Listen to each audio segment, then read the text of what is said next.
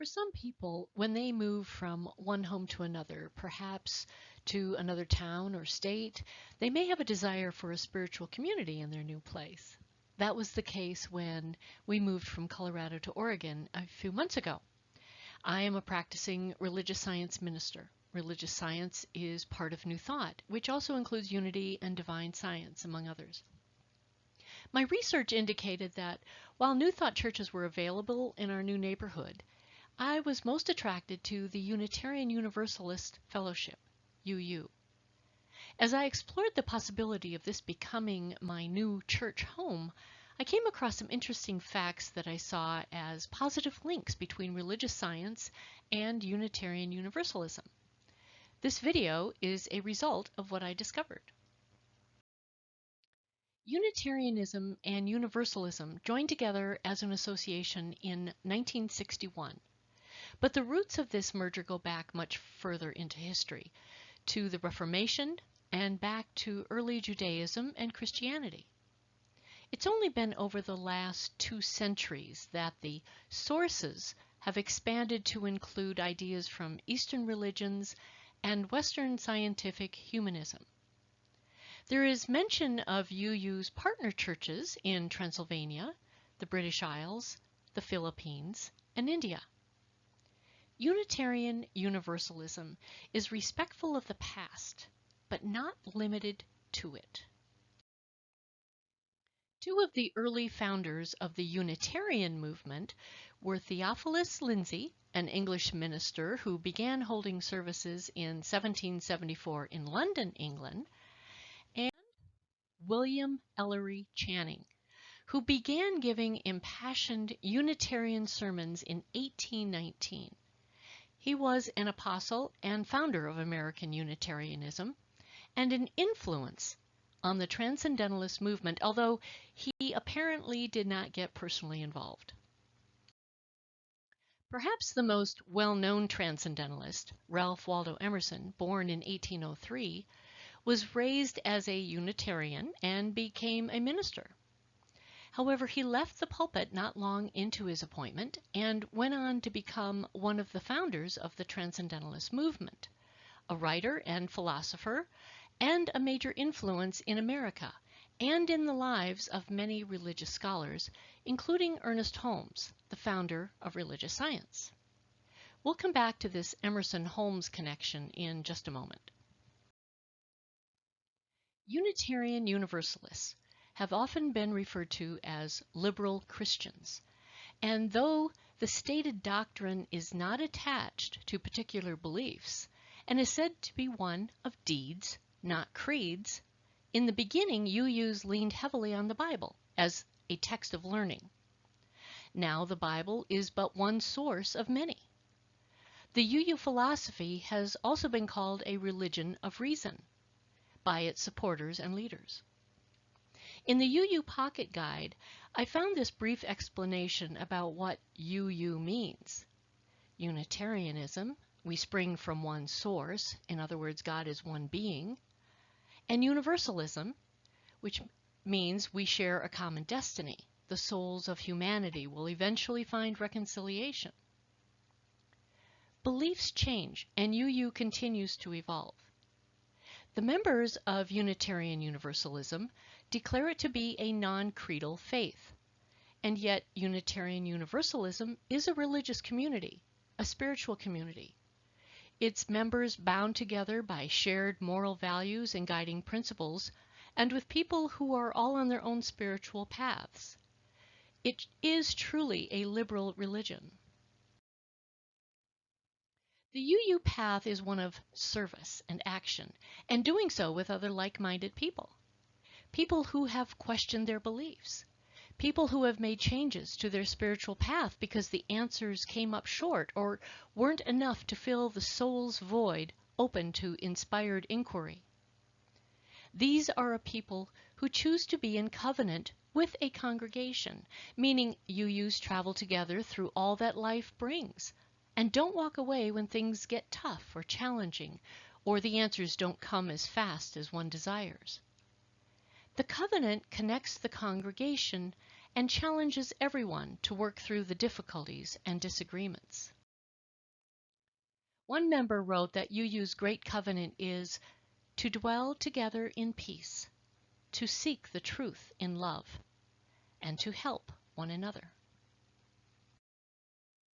While there are now 8 principles guiding the UU tradition, today's focus is on the interdependent nature or web of all existence, of all life. It didn't take long for me to recognize a couple of strong connections between UU and my own declared faith, religious science. The main connections for me were Ralph Waldo Emerson and science, which is said to be a source of religious convictions for Unitarian Universalists. The connection between religion and science was further explained by the American Unitarian founder, William Ellery Channing, when he wrote, "Through the whole range of nature, we find nothing insulated, nothing standing alone. Union is the law of God's creation. Even matter is an emblem of universal sympathy, for all its particles tend towards one another, and its great masses are bound into one system of mutual attraction." To take this a step further, when we recognize this interdependence and interactivity, we are also sure to see that we have an ethical responsibility for our actions because they can have far-reaching effects. In religious science, this interactivity can be referred to as cause and effect, or karmic law. Religious science teaches that each individual is primarily responsible for what she or he experiences in life, based on what energy, words, or actions they have sent out into the world. If you want different results, choose another way of being and acting and thinking in or about your life. But let's get back to Emerson. Ralph Waldo Emerson was raised in a Unitarian home. His father was a Unitarian minister who died shortly before Ralph's 8th birthday. While Ralph attended Harvard College, his family was not wealthy. He had to work his way through school at various jobs. Emerson eventually followed in his father's career path as a minister, but not for long. I'm grateful to have had the experience of sitting in Emerson's study, walking the hallways and seeing the rooms of his home in Concord, of sitting in the shade of a vine-covered arbor in his beautiful back garden, and walking the entire shoreline of Walden's Pond. The whole experience was one of the highlights of my spiritual path. Emerson sat each day in his study and wrote, in longhand, at a table in the center of the room. A fireplace glowed behind him. His large book collection, library, nearby on floor-to-ceiling shelves. A peaceful place of contemplation. Emerson's writing was most prolific in the late 1830s to 1840s. He wrote long lectures he would present as an invited speaker and then rewrite them for print. Some of his most well-known essays were The Oversoul, Nature, Spiritual Laws, and Self-Reliance. During the early to mid-1800s, and with influences from Unitarian ministers like Emerson, leaving the pulpit and telling future ministers to preach from their own souls rather than from the Bible, or the Transcendentalists who were embracing the spiritualist movement and Darwinian science as an ally of faith, the Universalists began to redefine their tradition and focus on the wisdom of all world religions.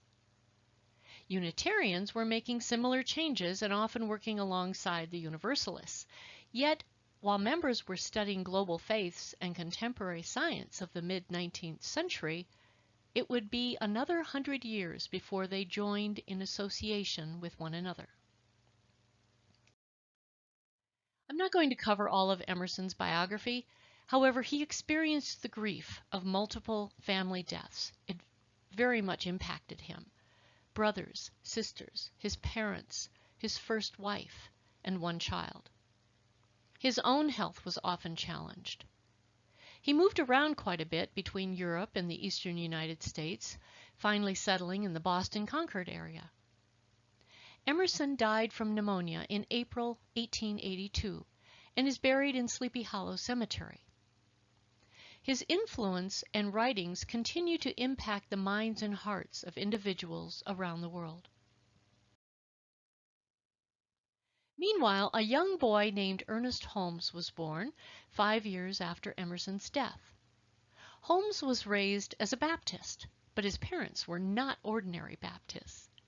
They believed in the goodness of God, did not believe in a personal devil, and urged all their children to come to religion with questioning minds. Like Emerson, Ernest Holmes was born into poverty and primarily self-taught. His father was a farmer, his mother a schoolteacher. Due to a scarcity of books and the family's nomadic farming lifestyle, his mother would read aloud from the Bible each evening. Holmes developed an exceptional memory and would often recite book passages after hearing them only once. He finally had access to formal education in his teen years and pursued his interest in philosophy and world religions, reading Greek myths, poetry, and the works of Thomas Troward, Henry Drummond, and Ralph Waldo Emerson, among others. Ernest Holmes was known to his friends and family as the eternal question mark. He admitted to being a nonconformist and an independent thinker.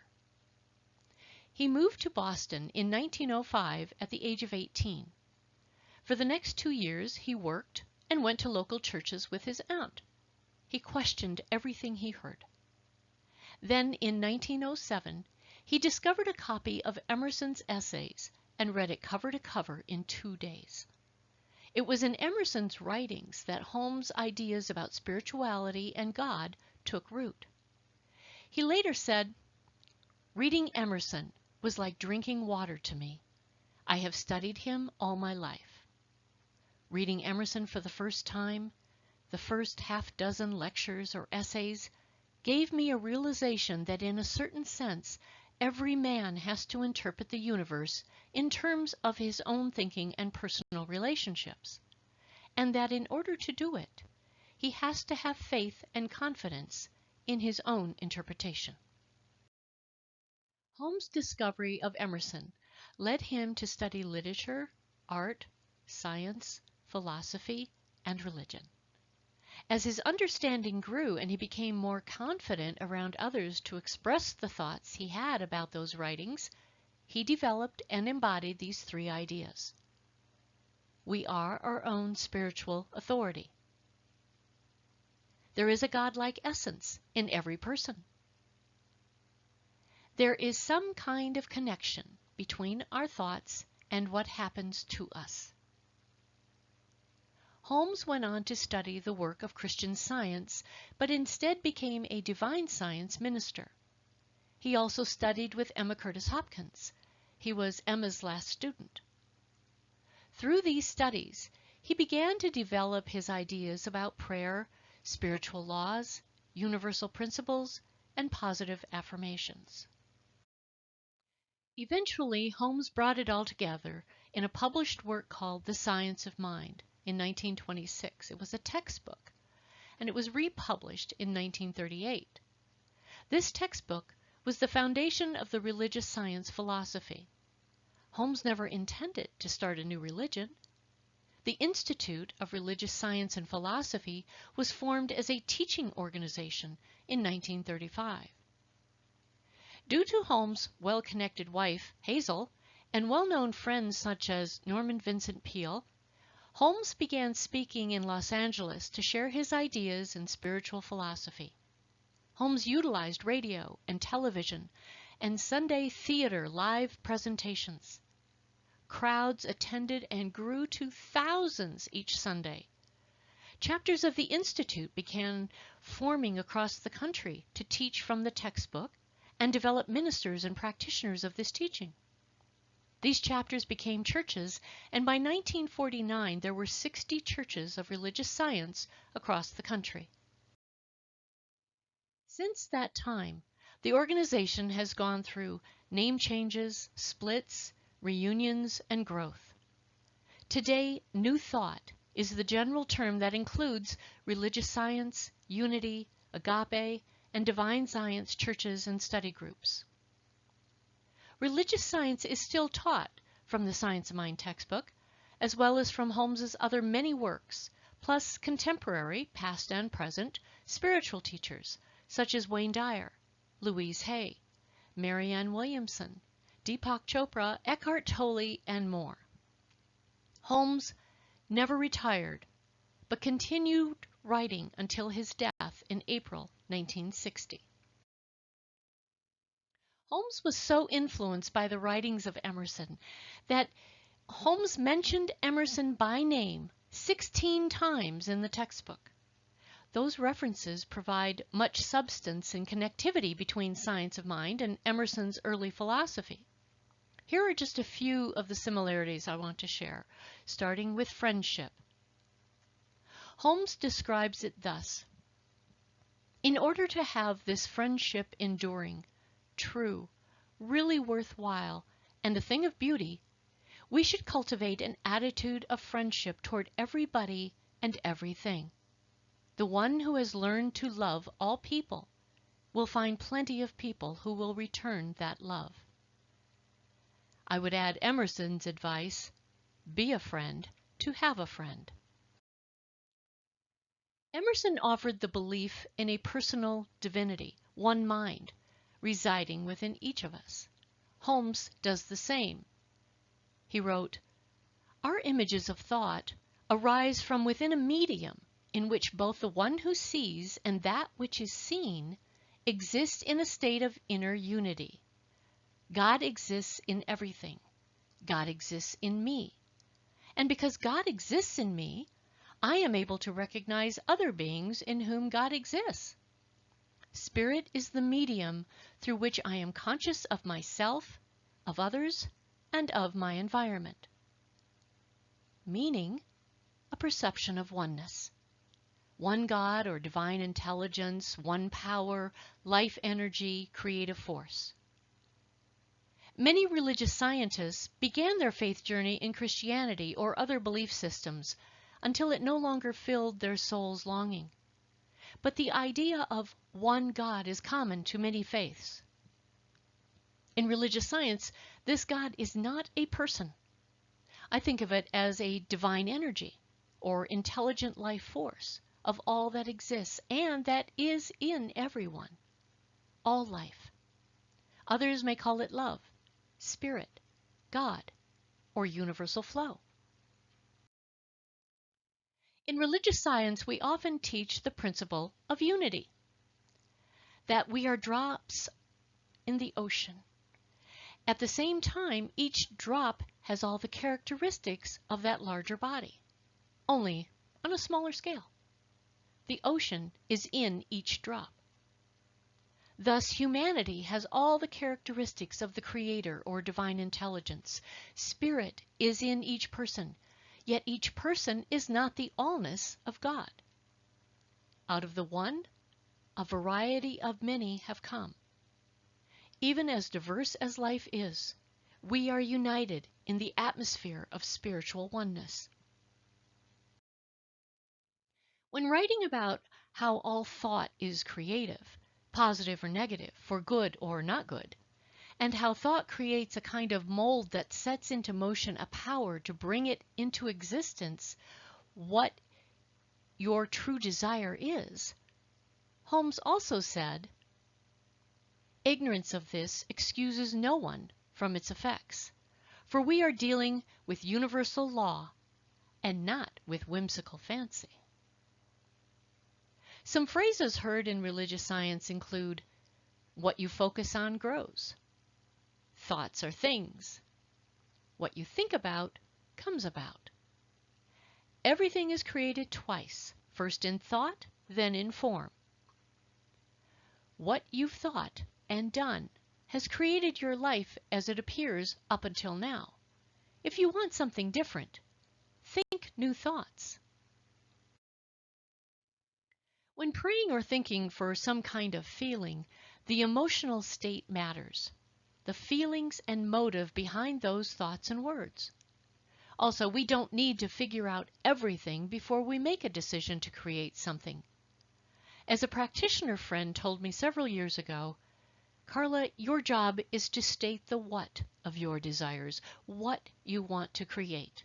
It's Spirit's job, God's job, to figure out the how. That advice has worked for me ever since and is so much less stressful. What a great feeling to turn over the how of creation to divine intelligence. I do my part for sure. Do what I know to do or be in each moment. Yet it's very clear to me that I do not know every turn of the path ahead of me. I often say, won't it be interesting to see how Spirit shows up? As I look at the common elements between the principles and sources of Unitarian Universalism and religious science, or Emerson, I see this as a convergence of faiths, separately distinct and inviting, yet similar and harmonious in many parts of each teaching. For example, the way religious science is akin to UU's principle, a free and responsible search for truth and meaning. In another spiritual program, the 12-step program of Al-Anon, one often hears the slogan, "Take what you like and leave the rest." That's how I see the UU community and religious science. Accepting and based on many ideas from various sources and religions, yet each of us, at the center of our being, is free to choose what we will take and where our spiritual path will lead us. In religious science, Holmes wrote, "We must be open if we are to receive." In other words, to be open at the top, to be willing to learn as a student learns, to practice the universal principle of co-creating with the divine, to have an open heart. He's also quoted as saying, "This study calls for dedication, patience, and an open mind." Holmes encouraged all students of this philosophy, this religious science, to continue evolving, growing in the ever-expanding upward spiral of consciousness.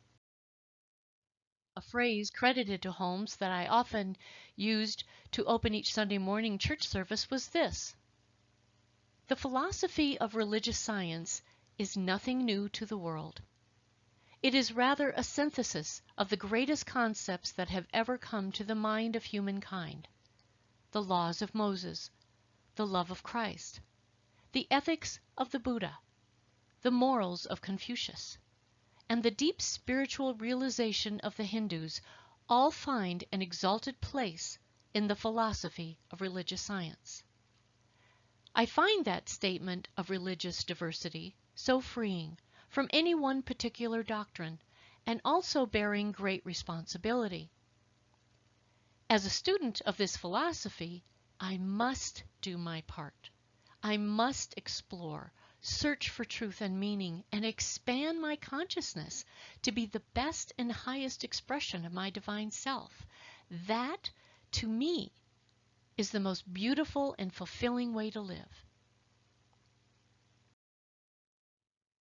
While I know the origins for both Science of Mind and UU go back much further than the last couple of 100 years, I am filled with such joy in recognizing the interconnected web of religious roots, both my own and of others.